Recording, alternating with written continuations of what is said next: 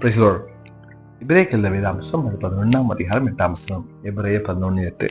விசுவாசத்தினாலே ஆபிரகாம் தன் சுதந்திரமா பெறப்போற இடத்திற்கு போகும்படி அழைக்கப்பட்ட போது கீழ்ப்படைந்து தான் போகும் இடம் என்னதென்று அறியாமல் புறப்பட்டு போனான். அன்பான கர்த்தருடைய பிள்ளையே, இங்க வாசிக்கிறோம் விசுவாசின் தகப்பன் ஆபிரகாமை குறித்து வாசிக்கிறோம். நான் பல நேரம் ஆபிரகாம் யோசிச்ச விஷயம், ஆபிரகாம் புறஜாதியான அல்லது ஆண்டவரை அறியாத குடும்பத்திலிருந்து கர்த்தரை ஆண்டு பின்பற்றின ஒரு மனுஷன்.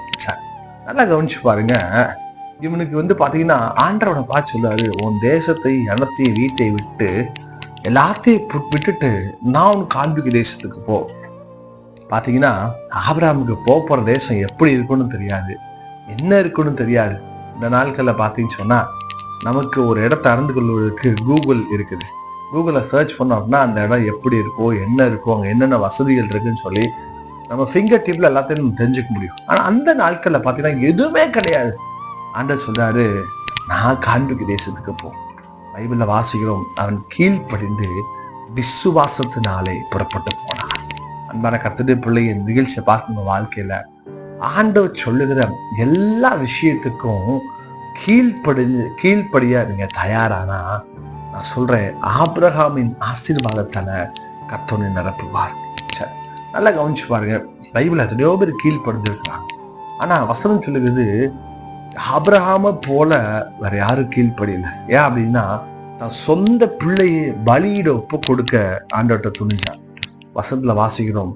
அதனால அவனுக்கு என்ன ஆசீர்வாதம் வந்துச்சு? ஆதியாகமம் 13ஆம் அதிகாரம் அதனுடைய 6ஆம் வசனத்தை வாசிக்கிறோம்.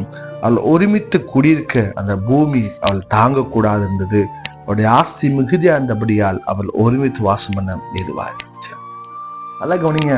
ஆபிரகாம் விசுவாசத்தினால ஆண்டவர் சொன்னதை செஞ்சான், கீழ்ப்படுங்க. அவள் ஒருமித்து கூட பூமி தாங்கக்கூடாதுதான். அப்படின்னா அந்த அளவு ஆண்டவர் ஆசீர்வாதமா அவனை மாற்றினார். நிகழ்ச்சியை பார்க்க உங்க வாழ்க்கையில கூட நீ கர்த்தருக்கு முழுசா கீழ்ப்படிஞ்சு பாருங்க, உங்க வாழ்க்கையை கர்த்தர் திருப்தியா நடத்துவாங்க. பல நேரம் உங்க பினான்சியல ரொம்ப கஷ்டப்படுறீங்களே, பல நேரம் உங்களுடைய பொருளாதார நெருக்கடி ரொம்ப ஒடுக்குதுங்க. சொல்றேங்க, யார் யார் கர்த்தருக்கு கீழ்ப்படிஞ்சு பிரியமா வாழ்றாங்களோ நிச்சயமா தேவன் பயங்கரமா ஆசீர்வச்சிருக்கார். அவர் உங்களையும் ஆசீர்வதிப்பார். கர்த்தருக்கு கீழ்ப்படிங்க, அவர்களை கனப்படுத்துவார். நம்ம ஜெபிக்கலாமா? பரிசுத்தமுள்ள பிதாவே, நிகழ்ச்சியை பார்க்க ஒவ்வொரு கர்த்தரை ஆசீர்வதிங்க. நாங்கள் எல்லா விஷயத்திலும் உங்களுக்கு கீழ்ப்படிந்து நடக்க உதவிச்சுங்க. உங்களுக்கு கீழ்ப்படி உதவிச்சு, கீழ்ப்படிந்து ஆசீர்வாதத்தை பெற்றுக்கொள்ள உதவிச்சு. இயேசுவின் நாமத்தில் பிதாவே.